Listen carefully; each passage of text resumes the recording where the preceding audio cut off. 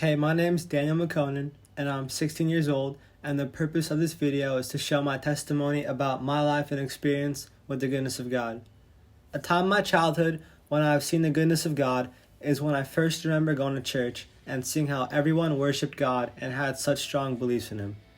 To my younger self that was in the church, I didn't really care about church that much as a kid because it made no sense to me how people would rather be at church than doing something else like watching a movie. When I was a kid, I just thought God was some nice dude in the clouds who chilled in a white robe all day, but that view of God changed as I grew up. One way how God has shaped me through my younger years is to love everyone. The reason why I say this is because when I went to church or saw anyone who was Christian when I was younger, they always seemed to show love to me because they would always be so nice, and it seemed kind of hard to me to hate a person who was Christian, or any person in general. Me seeing people treat others with respect and love made me want to do the same thing. At the same time, I realized how this was a decision I am making in life, to treat people like this. And it was a pretty satisfying decision I made because it seemed to me that this was something that Jesus would do. A story I must tell about the way God has shaped me is about one of my football coaches named DeAndre Campbell, who teaches me a life lesson before every training session. Something he taught me that stuck in my head was something he told me the very first time we met. He simply asked me what music I wanted to listen to while I trained, and I said that I didn't really care, but I really did, even though I told him that I didn't care. And that's when he told me how in life I must make my own decisions, because if I don't, then I'm going to end up unhappy in life. He later mentioned how if my parents asked me and my brother where to eat, and I said that I do not care, I would be eating somewhere that I do not want to. The way that this connects to me making a decision on treating people with love and respect is because making decisions in life is something that God gave us, such as free will, but the twist is I'm supposed to be doing Christ-like things with my free will and not abusing the power of free will that God gave me.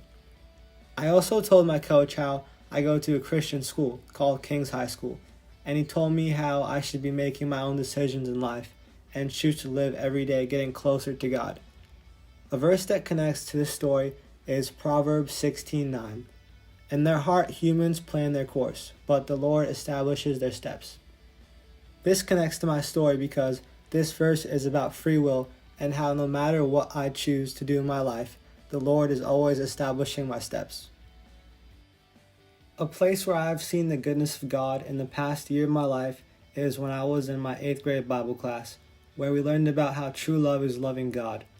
This 10th grade Bible class showed me how love is such a big part of all of our lives, but most of us fail at it because we don't take time out of our day to show God that we love Him.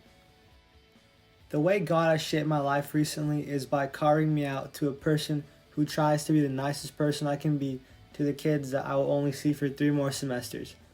It makes it easier for me to be nice because I kind of made love and being nice one thing in my head. So the more I love God, the more I can love others. A story I have to tell about love comes from Coach Roach. Randomly, when me and some kid that I forget the name of were walking down the halls before Chem, Roach randomly tells us how important love is in one's life, and how he has lots of problems in his marriage throughout his life, but he and his wife never quit on each other, because love isn't something to most people that can just happen in a second. Love will give you problems in life, but it's best not to quit on love because God never quit on any of us. And no matter how much we may forget about Him throughout the day, He will always love us. A verse that connects to this element of my testimony is 1 John 4:8. Anyone who does not love does not know God, because God is love.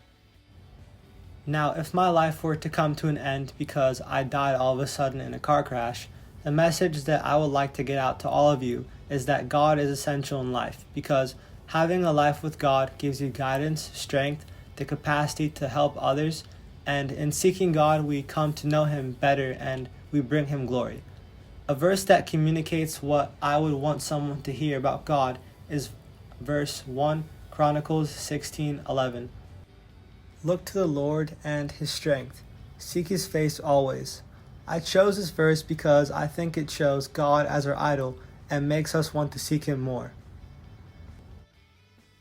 To end my testimony, I would just like to point out a cool verse I found from Proverbs 3:5. Trust in the Lord with all your heart and lean not on your own understanding. Thanks for listening. What's wrong, little boy? You choking? I didn't even choke.